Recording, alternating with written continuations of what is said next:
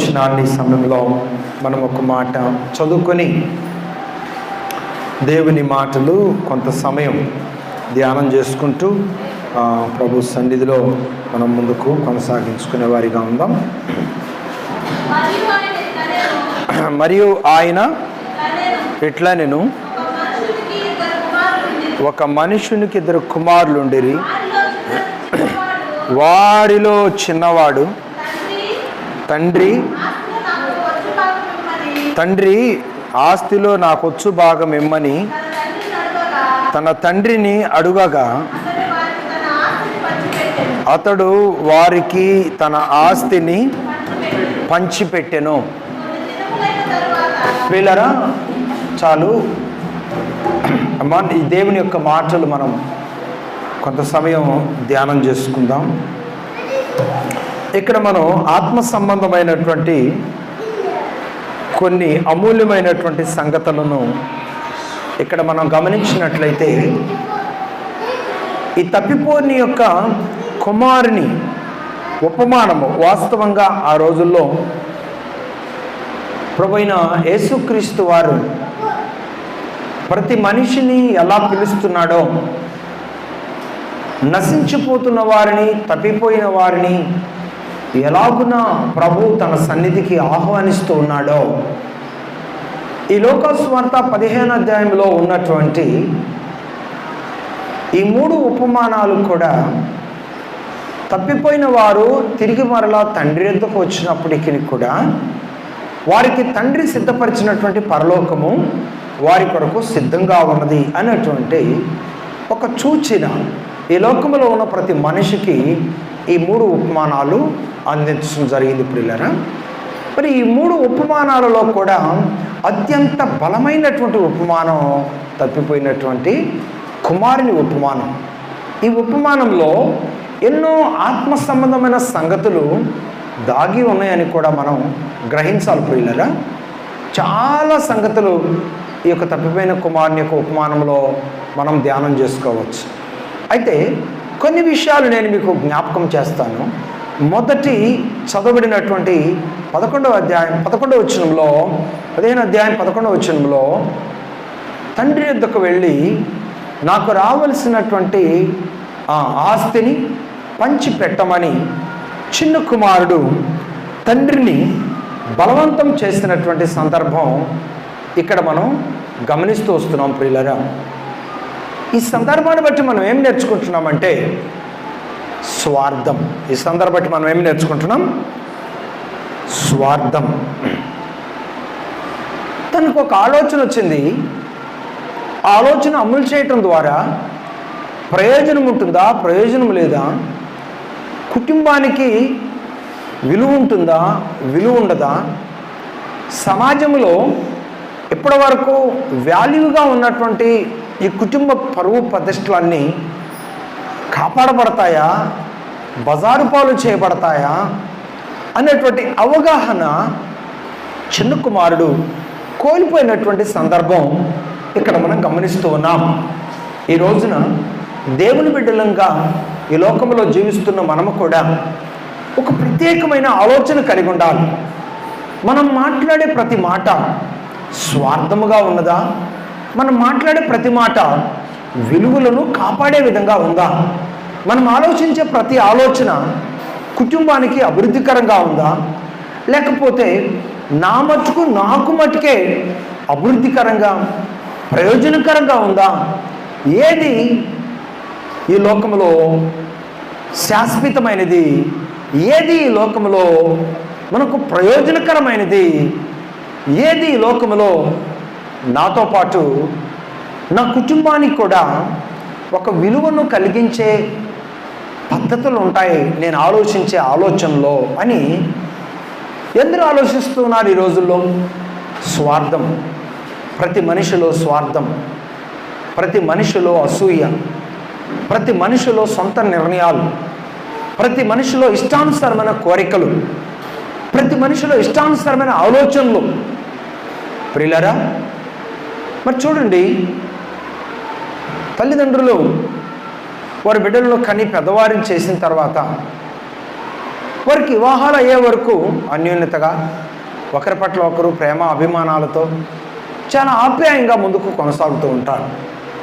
చూడండి, వివాహాలు అయిన తర్వాత అదే ఆప్యాయత ఈరోజు సమాజంలో అదే ఆప్యాయత ఒకవేళ పుట్టినటువంటి కుమారులలో కలిగి ఉన్నటువంటి పరిస్థితులు మనం చూస్తున్నప్పటికీ ఏమండి, ఇంటికి వారికి వచ్చినటువంటి భార్యలుగా వచ్చినటువంటి వారు మాత్రం వాళ్ళ హృదయాలను గలిబిలిచేవారిగాను, వాళ్ళ హృదయాలను త్రిప్పేవారిగాను, వాళ్ళ హృదయాలలో లేనిపోని విషయాలన్నిటినీ వాళ్ళ హృదయాలలో బోధించి వాళ్ళ హృదయాలను కఠినపరిచేవారిగాను ఈ లోకంలో చాలామంది జీవిస్తూ ఉన్నారు. కుటుంబాలలో వారి యొక్క అనుభవాలను కుటుంబాలలో వ్యక్తపరుస్తూ ఉన్నారని కూడా దేవుని వాక్యం ద్వారా నేను తెలియజేస్తున్నాను. కానీ వాస్తవంగా ఈ తప్పిపోయిన కుమారుని యొక్క ఉపమానంలో మాత్రం స్వార్థం అనే బీజాన్ని విత్తింది ఎవరండి? స్వార్థం అనే బీజాన్ని విత్తింది ఎవరు? ఆ కుటుంబంలో తప్పిపోయిన చిన్న కుమారుడు మాత్రమే ఆ బీజాన్ని ఇత్తినట్లుగా, ఆ ఇత్తనాన్ని ఇత్తినట్లుగా ఇక్కడ మనం గమనిస్తున్నాం. కానీ ఈరోజు వ్యవస్థలో మనం గమనించినట్లయితే వ్యవస్థలో ఆ కుటుంబంలో భేదాభిప్రాయాలను కలిగించే ఇత్తనాన్ని ఎవరు ఎత్తుతున్నారంటే ఈరోజు ఎక్కువ పర్సెంట్ స్త్రీలు ఆ భేదాభిప్రాయాలతో కూడినటువంటి ఇత్తనాలను ఎత్తుతూ ఉన్నారని కూడా దేవుని పేట నేను తెలియజేస్తున్నాను. చూడండి, ఒక ఇద్దరు ముగ్గురు ఆడపిల్లలు పొరుగు ప్రాంతాల నుంచి కోడండ్రులుగా గృహాలలోనికి వచ్చిన వారు ఉన్నారనుకోండి, ఒక ఇద్దరు మంచిగా ఉన్నారనుకోండి, ఇంకొక వ్యక్తి ఏం చేస్తంటే వాళ్ళు మన మీద స్వార్థాన్ని నూరిపోస్తున్నారు.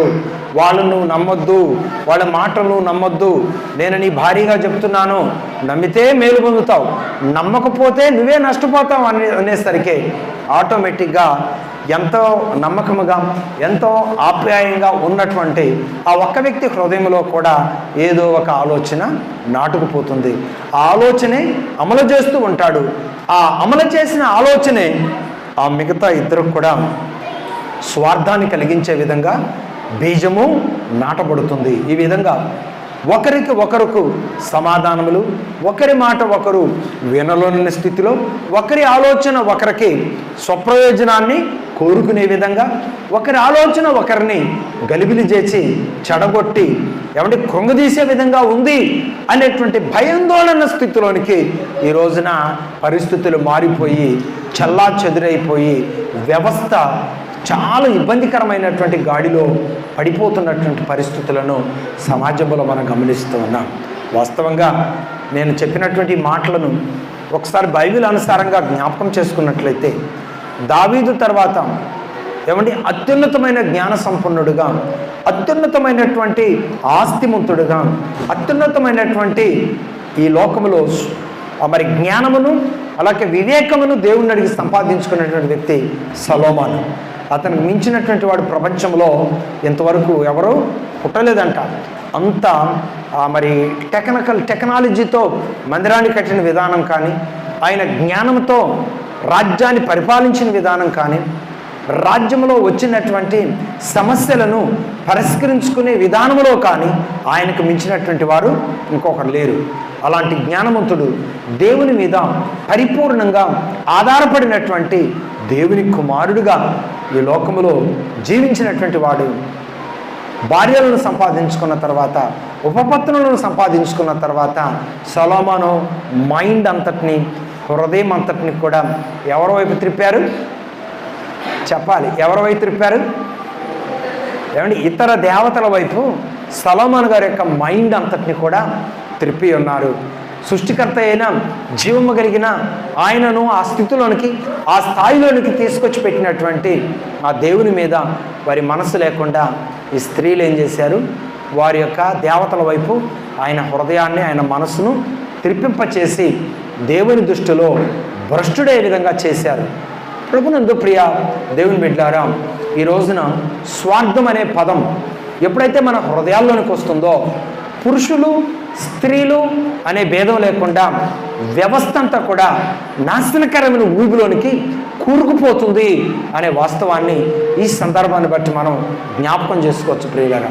స్వార్థం, నేనే గొప్ప, నేనే బాగుండాలి, నేనే ఎదగాలి, నా బిడ్డలే ఎదగాలి, నా కుటుంబమే ఎదగాలి, మా ఊళ్ళో ఎదగాలి అనేటువంటి ఆలోచన విధానాలు ఎవరిలోనైతే స్థిరంగా ఉంటాయో ఆ స్వార్థమే వాళ్ళ జీవితంలో స్థిరపడుతుంది అనే వాస్తవాన్ని కూడా ఈ సందర్భంలో మనం గమనించాలని ప్రభుపేట నేను కోరుతా ఉన్నాను.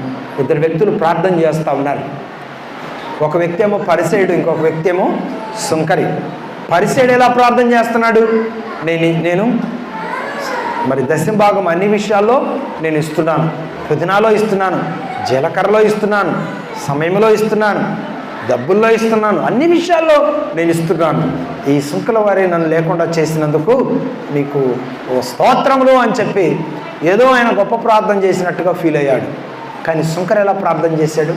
పాపినైనా నన్ను కరుణించు ప్రభా అని రమ్ము కొట్టుకొనొచ్చు ఆయన దేవుని సన్నిధిలో ప్రార్థన చేశాడు. వాస్తవంగా అతని స్థాయిలో అతను దేవునికి ఇస్తున్నాడు, ఇతని స్థాయిలో ఇతను దేవునికి ఇస్తున్నాడు. కానీ అతనే గొప్ప అని అతను అనుకుంటే ఎలా? వాడిలో ఎవరు గొప్ప అనేటువంటి నిర్ణయం ఎవరివ్వాలి? దేవుడివ్వాలి. అయితే ఈ లోకంలో స్థాయిలు వేరుగా ఉండవచ్చు. ఒక తల్లి 4-5 బిడ్డలను కలిగినప్పటికీ కూడా అందరినీ ఒకే పనిలో స్థిరపరచలేదు, అందరినీ ఒకే విధానంలో స్థిరపరచలేదు, అందరూ ఒకే జ్ఞాన సంపన్నులుగా నిలబడలేదు. ఒక్కొక్కరికి దేవుడు ఒక్కొక్క తలంతునిచ్చి ఈ లోకంలో నడిపించుకుంటూ ఉంటాడు అనే వాస్తవాన్ని మనం ఎలాగైతే గ్రహించగలమో అలాగే ఈ లోకంలో దేవుడు ఎవరిని ఏ విధంగా ఆశీర్వదిస్తాడో ఎవరికి తెలియదు. కానీ వారి స్థాయిలో వారు నమ్మకంగా ఉన్నప్పుడు దేవుడు ఎవరి చేయి ఇడిచిపెట్టే దేవుడు కాదని కూడా ప్రభుపేట నేను మనం చేస్తున్నాను. గొప్పగా ఎదిగిన వాళ్ళ చేతిని దేవుడు పట్టుకున్నట్టు, కొంచెం డెవలప్లో లేని వాళ్ళ చేతిని దేవుడు విడిచిపెట్టినట్టు అని ఒకవేళ ఏమైనా ఆలోచిస్తున్నారా, ఏమైనా భావిస్తున్నారా? అది మీ అమాయకత్వం, అది మీ మూర్ఖత్వం, అది మీ బుద్ధిహీనత. అందుకో చెప్పనా, ప్రభు అంటున్నాడు తెలుసా, ఎవరి స్థాయిని బట్టి వారి కొరకు సిద్ధపరిచిన జీతము నా యొద్ద ఉన్నది. మీ స్థాయిలో నేను మీకు ఇచ్చిన దాంట్లో తృప్తి కలిగి మీరు నమ్మకంగా బ్రతకగలిగితే అంతకంటే గొప్ప ఆశీర్వాదం మరి ఇంకొకటి లేదని కూడా ప్రభుపేట నేను తెలియజేస్తున్నాను. చూడండి, ఆ ఇంటి ఎదురుగా ఒక 5 అంతస్తుల బిల్డింగ్ ఉంది. ఆ ఇంటి పక్కగా ఒక గుడిసె ఉంది. ఆ గుడిసెలో ఉన్నటువంటి వ్యక్తి ఆ బిల్డింగ్ను చూస్తూ అన్నం తినకుండా నీళ్లు తాకుండా ఉంటే చచ్చిపోయేది ఎవరు? ఆయనకు పుట్టిన బిడ్డలు ఆగమైపోయేది ఆయనకు పుట్టిన బిడ్డలే కదా. కానీ ఆ బిల్డింగ్తో నాకెందుకు, ఆ కారులతో నాకెందుకు, దేవుడు నాకు ఇచ్చిన కష్టాన్ని బట్టి నేను జాగ్రత్తగా కష్టపడుతూ నాకు ఇచ్చిన బిడ్డలను జాగ్రత్తగా పోషించుకుంటూ ఈ లోకంలో దేవునికి మహిమార్థంగా జీవిస్తాను అని అడుగులు ముందుకు వేసే వారిని దేవుడు ఆశ్చర్య రీతిగా దేవుడు తన మహిమలో వారిని ఆశీర్వదించగలిగిన దేవుడు మన ప్రభు అయిన యేసుక్రీస్తు వారు. నాకు అన్నీ ఉన్నాయి, నేను చెప్పినట్టు మీరు వినాలని హెచ్చించుకుంటూ ఈ లోకంలో ఉన్న ప్రతి వ్యసనానికి, ఈ లోకంలో ఉన్న ప్రతి చెడ్డ తలంపుకు తప్పిపోయిన కుమారుడు వారి బానిసైన వారు ఏమవుతారు చెప్పండి? ఏమవుతారు? ఏ రోజుకి ఆ రోజు ఎదుగుతారా, క్షీణించిపోతారా? తప్పిపోయిన కుమారుడు ఆస్తిమంతుడే. తన ఆస్తిని తన స్వార్థంతో సపరేట్ చేసుకున్నప్పుడు ఎదిగాడా, క్షీణించిపోయాడా? క్షీణించిపోయాడు. అందుకే బైబిల్ ఒక మాట ఉంది, సౌలు కుటుంబం అంట నానాటికి దిగజారిపోయిందంట, దావీదు కుటుంబం నానాటికి వరిదిల్లుతూ వచ్చింది. వినండి జాగ్రత్తగా, సౌలు స్థాయి ఏంటి, దావీదు స్థాయి ఏంటి, సౌలు కుటుంబం స్థాయి ఏంటి, దావీదు కుటుంబం స్థాయి ఏంటి? ఓకేనా? సౌలు కుటుంబం ఫస్ట్ నుంచి కూడా ఆస్తిమంతులు. దేవుడు దావీదుని ఎన్నుకున్నాడా ఫస్ట్? సౌలుని ఎన్నుకున్నాడా ఫస్ట్? సౌలుని ఎన్నుకున్నాడు. దావీదు ఆశీర్వదించబడ్డాడా మొట్టమొదటగా? సౌలు ఆశీర్వదించబడ్డాడా మొట్టమొదటగా? సౌలే ఆశీర్వదించబడ్డాడు. కానీ ఆశీర్వదించబడుతూ అన్ఎక్స్పెక్టెడ్గా సౌలు కుటుంబంలో ఎందుకు పతనం ఏర్పడిందంటే సౌలు కుటుంబంలోనికి దురాత్మ వచ్చింది. సౌలు కుటుంబంలో ఉన్న దేవుని ఆత్మ వెళ్ళి ఎవరిని ఆవరించింది చెప్పాలి? దావీదు కుటుంబాన్ని, దావీదును ఆవరించింది. ఈరోజు ఆ వాస్తవాన్ని ఎవరు గ్రహించారు? దావీదు గ్రహించాడు. ఎవరు గ్రహించలేకపోయారు? సౌలు గ్రహించలేకపోయారు. ఎందుకో తెలుసా? తను తెలివి గలవాడుననే అహం, తను రాజుననే గర్వం, తనకు డబ్బుందనే అహంకారం ఈ లోకంలో దేవుని మాటలను కానీ దైవజనుడి మాటలను కానీ రాను రాను ఏం చేశాడంటే లెక్కలేని విధంగా భావించి తన ఆలోచనని అమలు చేసే విధంగా తయారయ్యాడు. ఎవరండి? సౌలు. వాస్తవంగా ఒక బలి అర్పణ ఎవరు అర్పించాలి? దైవజనుడు అర్పించాలి. కానీ దైవజనుడు చేయవలసిన పని ఎవరు చేశారు? సౌలే చేశాడు. దాన్ని ఏమంటారంటే అహంకారం, గొప్పతనం, హెచ్చించుకోవటం, అన్నీ నేనే, నా తర్వాతే ఎవరైనా అనే భావన ఎప్పుడైతే అతనిలోకి వచ్చిందో ఏమైపోయాడండి? స్వనీతి ఏం చేసింది? సౌల్ని పతన వ్యవస్థలోనికి నడిపించింది. గుర్తుపెట్టుకోండి ప్రియులారా, సమూయేలు ధనవంతుడు కాకపోవచ్చు, కానీ దేవుని పక్షంగా సౌలు చెప్పినట్టు సమాజం వినాలా? దేవుని పక్షంగా, దేవుని పేరట సమూయేలు చెప్పినట్లుగా ప్రజలు వినాలా? సౌలు చెప్పినట్లుగా ప్రజలు వినాలా? చెప్పండి. రాజ్యాన్ని పరిపాలించే సీఎం సీట్లో కూర్చొని పథకాలు అమలు చేస్తాడు, ప్రజలను పరిపాలన చేస్తాడు, చట్టాలని కంట్రోల్ చేస్తాడు. కానీ జాగ్రత్తగా వినండి, వాళ్ళకి నచ్చిన దేవాలయాల్లోనికి వెళ్ళినప్పుడు పూజారి ముందు తల ఉంచుతాడా? దేవుడి ముందు, పూజారి ముందు? లేకపోతే మిమ్మల్ని కూడా నేనే పరిపాలిస్తున్నాను, నా ముందు మీరే తల ఉంచండి అని చెప్పని అంటాడా? గుర్తుపెట్టుకోండి, రాజ్యాన్ని ఏలే రాజైనా దేవుని ముందు తల వంచాల్సిందే. ఆయన పనిచేసే వారి ఎదుట ప్రత్యేకమైన మాట వినే స్వభావము కలిగి ఉండవలసిందే. ఈ విధానాన్ని ఎవరు కోల్పోయారండి? సౌలు కోల్పోయాడు. ఎప్పుడైతే సౌలు సొంత నీతిని, సొంత చట్టాన్ని, సొంత మైండ్ను, సొంత ఆలోచనలను అప్లై చేయటం ప్రారంభించాడో వెంటనే అతనిలోనికి ఏమొచ్చింది? దురాత్మ వచ్చింది. గుర్తుపెట్టుకోండి, దేవుని ఆత్మ దావీదుకి మీదకి వెళ్ళింది. దావీదు ఎంత గొప్పవాడైనా, ఎంత తెలివిగలవాడైనా దేవుని మాట ప్రకారం నడవటానికి ఇష్టపడ్డాడు. సౌలు మాత్రం తన అహంకారంతో కూడినటువంటి తలంపులతోనే నడవటానికి ఇష్టపడ్డాడు. రాను రాను ఏం జరిగింది?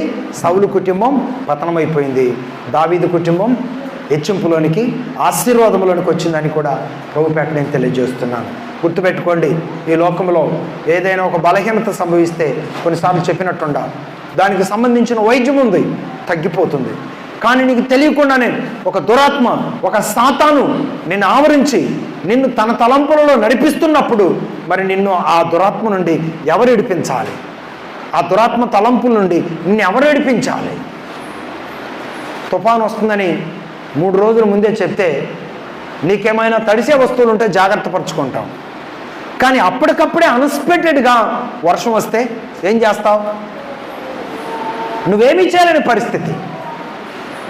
అలాగే అపవాది తంత్రాలు కూడా గుర్తుపెట్టుకోండి. దాని యొక్క చిన్నెలు, దాని పరిస్థితులన్నీ కూడా దేవుడు బయలుపరిచినప్పుడు ఏం చేయాలంటే దిద్దుబాటు చేసుకోవటానికి ప్రయత్నము చెయ్యాలి. ఈరోజు అపవాది దాని సెంటెన్స్ని మనకు అందిస్తున్నప్పుడు నువ్వు దిద్దుబాటు చేసుకోకపోతే, లేకపోతే ఒకవేళ నువ్వు గ్రహించలేదు, నేను నడిపిస్తున్న ఆత్మీయ తండ్రికి, దైవజావుకులకు ఆ సెంటెన్స్ని దేవుడు బయలుపరుస్తున్నప్పుడు వాటిని నీకు తెలియచేయగా నువ్వు అర్థం చేసుకొని జాగ్రత్త పడినట్లయితే ఎలా ఉంటుంది? చాలా గొప్ప అపాయము నుండి తప్పించబడతాం. దేవుని ప్రణాళికలో, దేవుని కృపలో వర్ధిల్లుతాం. గుర్తుపెట్టుకోండి, ఒక బలహీనత వస్తే ఎన్నో రకాల వైద్యం ఉంది, కానీ ఒక అపవాది నిన్ను అటాక్ చేస్తే దానికి ఏం వైద్యం ఉంది చెప్పండి? శిలవ శక్తి తప్ప, దేవుని మహిమ తప్ప, దేవుని నామములో స్తుతించి ప్రార్థించి విజయాన్ని పొందుకుంటే తప్ప మరి ఒక మార్గం ఉందా? గుర్తుపెట్టుకోవాలని ప్రభుపేట నేను తెలియజేస్తున్నాను. అందుకే నువ్వు ఏ స్థాయిలో ఉన్నావు అనేది ముఖ్యం కాదు, నువ్వు ఎవరి ద్వారా నడిపించబడుతున్నావు అనేది ముఖ్యం.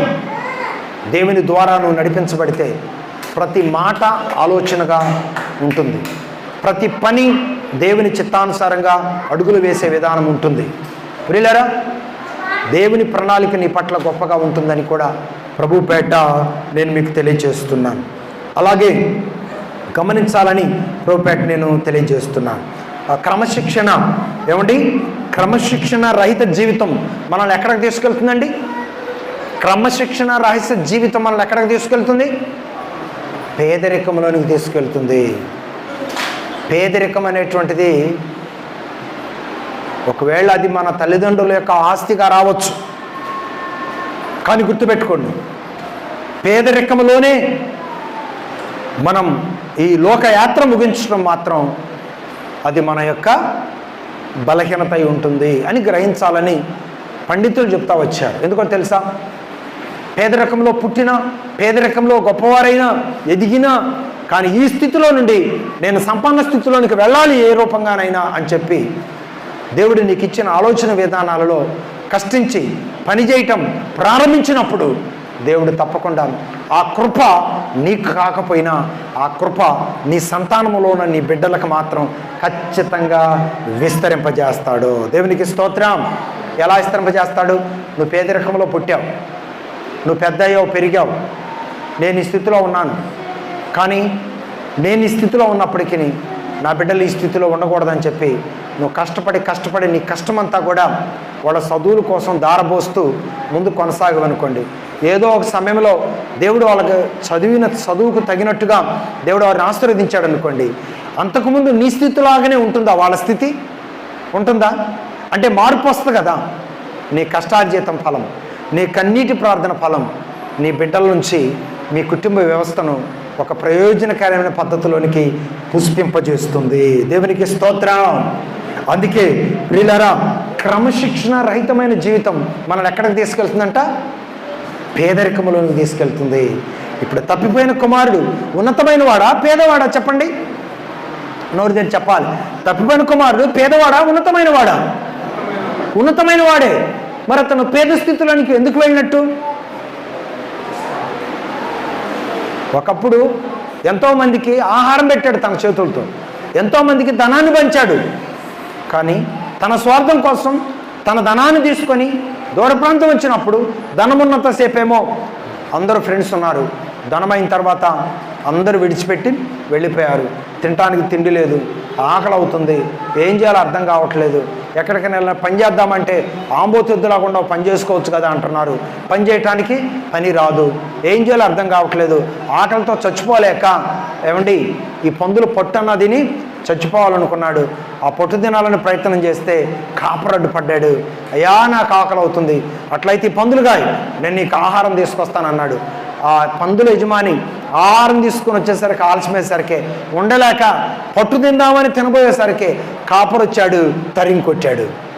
అప్పుడు గుర్తొచ్చాడు. ఎవరు గుర్తొచ్చాడు? అప్పుడు తండ్రి గుర్తొచ్చాడు. అలాంటి దరిద్రమైనటువంటి పేదరికంలోనికి తప్పిపోయిన చిన్న కుమారుడు దిగజారిపోవటానికి గల కారణం ఎవరు చెప్పండి? క్రమశిక్షణ రహితకరమైన జీవితం ఆయన ఎక్కడికి తీసుకెళ్ళింది? ఎక్కడికి తీసుకెళ్ళింది? భయంకరమైన ఆకలికి అలమటించిపోయే పేదరికమైన నిరుపేద స్థితిలోనికి అప్పటికప్పుడే తప్పిపోయిన చిన్న కుమారుని తీసుకెళ్ళింది. ఇజ్రాయేలీలు కూడా కొన్ని సందర్భంలో యుద్ధంలో ఓడిపోయారు. ఎందుకో తెలుసా? వాళ్ళ స్వార్థం. దేవుడు ఒక మాట చెప్తే దేవుని మాట కాదని వాళ్ళ సొంత మాటను అప్లై చేయడానికి ప్రయత్నం చేశారు. ఎవరు ఎవరు ఎవరు అప్లై చేసింది? యొక్క ఇజ్రాయేలీలు ఆ విధానాన్ని మరి అమలు చేసినట్లుగా కూడా ఇక్కడ మనం దేవుని వాక్యంలో గమనిస్తున్నాం. ప్రియులారా, ఒకరోజు ఇదిగో అమోరీయుల దండులోనికి మీరు వెళ్ళొద్దు అని చెప్పి ద్వితీయోపదేశకాండం 1వ అధ్యాయంలో చెప్పాడు. ఆ అధ్యాయం అంతా చదువుకుంటే మీకు అర్థమవుతుంది. అమోరీయుల దండులోనికి, పాళ్యములోనికి మీరు వెళ్ళొద్దు అంటే వీళ్ళు ఏం చేశారు తెలుసా? దేవుడు వద్దని చెప్పినా దేవుని మాట వినకుండా వెళ్ళిపోయారు. శత్రువులు ఉన్న ప్లేస్లోకి వెళ్ళిపోయారు. శత్రువులు ఏం చేశారు తెలుసా? కందిరీగల మనిషిని వెంబడించినట్టు ఇజ్రాయేలుని వెంబడించి వారందరినీ కూడా అరణ్యంలో రాలిపోయేటట్లుగా చంపేశారు. వాళ్ళు ఎందుకు చనిపోయారు చెప్పండి? ఇప్పుడు స్వార్థం. దేవుడు చెప్పిన మాట కాదని వాళ్ళ సొంత మాటలు అప్లై చేయడానికి ప్రయత్నం చేశారు. చివరికి ఏమయ్యారు? ఆ యొక్క భయంకరమైన ఆ యుద్ధంలో కందిరీగల మనుషులను వెంబడించినట్టు అమోరీయులు వారిని వెంబడించి ఆ యొక్క ప్రాంతం అంతట్లో వారిని చంపివేశారు. చూడండి ప్రియులారా, స్వార్థం జీవితాలను నాశనం చేస్తుంది, స్వార్థం కుటుంబాలను నాశనం చేస్తుంది, స్వార్థం పర్సనల్గా మన జీవితాలను కూడా నాశనం చేస్తుంది అనే విషయాన్ని మీరు అర్థం చేసుకోవాలని ప్రభుపేట నేను కోరుతా ఉన్నాను. ప్రారంభంలో బైబిల్ ప్రారంభ చరిత్రలో అవ్వ ఆదామును దేవుడు ప్రేమించి 2 కుమారులను ఇచ్చాడు. కయ్యను, హేబేలు 2 కుమారులను దేవుడు ఇచ్చాడు. చూడండి, వాళ్ళిద్దరు కూడా దేవుని దగ్గరికి అర్పణను తీసుకువెళ్ళారు. దేవుడు హేబేలు అర్పణ అంగీకరించాడు, కానీ కయ్యను అర్పణ దేవుడు అంగీకరించలేదు. నా అర్పణ దేవుడు అంగీకరించలేదు, ఇతను అర్పణ దేవుడు అంగీకరించాడు, తమ్ముడి అర్పణ దేవుడు అంగీకరించాడు అని చెప్పి తమ్ముడి మీద కక్ష పెట్టుకున్నాడు. ఆ కక్ష ఎంతవరకు వెళ్ళిందండి చెప్పాలి? ఆ కక్ష ఎంతవరకు వెళ్ళింది? ఆ పగ ఎంతవరకు వెళ్ళింది? ఆ స్వార్థం ఎంతవరకు వెళ్ళింది? నిర్దాక్షిణ్యంగా హేబేలును చంపివేసే అంత స్థితిలోకి వెళ్ళిపోయింది. స్వార్థం ఎంత ప్రమాదకరమైందో ఒకసారి అర్థం చేసుకోవాల్సిందిగా ప్రభుపేట నేను తెలియజేస్తున్నాను. లెక్కలేని జీవితం, హెచ్చింపు జీవితం ఎంత ప్రమాదకరమైందో ఒకసారి అర్థం చేసుకోవాల్సిందిగా ప్రభుపేట నేను తెలియజేస్తున్నాను. హెచ్చించుకొని ప్రార్థన చేసిన స్వార్థపరుడి జీవితం ఏమైంది? దేవునికి దూరం చేసింది. తగ్గించుకొని దేవుని సన్నిధిలో దేవుని గౌరవిస్తూ దేవుని పేరట విధేయుడై మోకరించి రమ్ము కట్టుకొనొచ్చు ప్రార్థించినటువంటి వాని జీవితం ఏమైంది? దేవునికి దగ్గరైంది. స్వార్థముతో తమ్ముడిని చంపివేసి అతనేదో దేవుని దగ్గర మొదటి స్థానాన్ని పొందుకోవాలనుకున్నాడు. ఎవరు చూడలేదులే, నేను ఆ తమ్ముడిని చంపేసిన సంగతి అనుకున్నాడు. కానీ తన తమ్ముడు చూడకపోయినా, తన తమ్ముడు ఎవరికి చెప్పుకోకపోయినా, కానీ తన తమ్ముడి రక్తం మాత్రం దేవునికి మొరపెడుతూ వచ్చింది. ఈ విషయాలన్నీ మనం వింటున్నప్పుడు మనకేమర్థమవుతుంది? స్వార్థం ఎక్కడికైనా తీసుకెళ్తుంది. దేవుని పేరట మన సమస్యను దేవుని చేతులకు అప్పగించి మనకొచ్చిన ప్రతి తలంపు, మనకొచ్చిన ప్రతి ఆలోచన ఇది మంచిదా కాదా అని దేవుని సన్నిధిలో పరీక్షించుకొని సేవకులకు తెలియజేసుకొని ప్రార్థన చేయించుకొని అడుగులు ముందుకు వేయటం ద్వారా అందులో కృప ఉంటుంది, అందులో ఆశీర్వాదం ఉంటుంది, అందులో సమృద్ధి ఉంటుంది. సొంత నిర్ణయాలతో స్వార్థంతో కూడిన అడుగులను ముందుకు వేయటం ద్వారా తప్పిపోయిన కుమారుడు బతికి ఉన్నాడు కాబట్టి, బతికి ఉండి బుద్ధి తెచ్చుకొని తండ్రి ఎద్దుకు వెళ్ళాడు కాబట్టి కృపను పొందాడు. లేకపోతే ఏమైపోయేవాడు? ఎక్కడో రాలిపోయేవాడు. ఆ కొంచెం తీర్మానం తన జీవితంలో ప్రవేశించకపోతే రాలిపోయేవాడు, కనుమరుగైపోయేవాడు, సాక్ష్యం కోల్పోయేవాడు. ఇప్పుడు చెడిపోయిన వాడైనప్పటికీ కూడా, వినండి, చెడిపోయిన వాడప్పటికీ కూడా అర్ధరహితమైన జీవితం వలన పేదరికంలోనికి కూరుకుపోయినటువంటి స్థితిలో అయినప్పటికీ కూడా, తన స్వార్థం వలన యావదాస్తిని పరులకు పంచిపెట్టినప్పటికీ కూడా, సావుకు సమీపమై అపవాది కోరల్లో ఇరుక్కుపోయిన స్థితిలో ఉన్నప్పటికీ కూడా చిన్న తీర్మానం, ఏమండి, చిన్న తీర్మానం తను కోల్పోయిన గొప్ప స్థితిని మరలా తండ్రి దగ్గర సంపాదించుకునే విధంగా చేసింది. గట్టిగా సభలు కొడదాం, ప్రైజ్ ద లార్డ్. అదేంటండి? నా తండ్రి ఎదుట అనేక మంది కూలివారు కలరు. తండ్రి, నేను నీ కుమారునిగా నేను ఎన్నికలేని వాడిని అయినప్పటికీ కూడా కనీసం నీ కూలివానిలో ఒకరికైనా నన్ను చేర్చుకును తండ్రి, నా తండ్రిని అడుగుతానని తిరిగి తండ్రి వద్దకు ఎప్పుడైతే వచ్చాడో తండ్రి ఏం చేశాడు? మంచి వస్త్రాలను తీసుకొచ్చి చక్కగా కుమారునికి ఇచ్చాడు. తర్వాత పాదములకు చెప్పులు ఇచ్చాడు. తర్వాత ఉంగరము తీసుకొచ్చి వెర్రేలికి తొలగించాడు. ఆ ఉంగరం దేనికి సాదృశ్యం? అధికారానికి సాదృశ్యం. చెప్పండి, ఆ ఉంగరం దేనికి సాదృశ్యం? అధికారానికి సాదృశ్యం. అంతకుముందు తండ్రి దగ్గర చిన్న కుమారునికి ఉన్న అధికారం ఏంటి? చిన్న కుమారునికి ఉన్న అధికారం ఏంటి? అతను నా కుమారుడు, ఇతను నా తండ్రి ఆస్తి అంతటి మీద నాకు అధికారం ఉన్నదనేటువంటి హోందాతనం. ఎప్పుడైతే తప్పిపోయి తన సొంత నిర్ణయాలకు వెళ్ళిపోయాడో, తనదంతా కాజేసుకున్న తర్వాత ఇప్పుడు తండ్రి దగ్గర ఏమైనా అతనికి అధికారం ఉందా? లేదు. కానీ ఎప్పుడైతే తన తప్పును తాను తెలుసుకొని తిరిగి తండ్రి దగ్గరకు వచ్చాడో, ప్రేమ కలిగిన తండ్రి ప్రేమించి మరలా తన కోల్పోయిన అధికారాన్ని తిరిగి మరలా తన కుమారుడికి ఇచ్చాడు. ఆ తప్పిపోయిన కుమారుడే ఈ లోకంలో ఉన్న ప్రతి మనిషి. ఆ పరలోకపు తండ్రి, ఆ తండ్రి మన ప్రభువైన యేసుక్రీస్తు వారు. అందుకే మనందరం కూడా ఒకప్పుడు తప్పిపోయిన వారంగా ఉంటే ప్రభువైన యేసుక్రీస్తు వారు మన కొరకు వచ్చి ఆయన చేతులు చాచి మనలను తన యొద్దకు ఆహ్వానించాడు.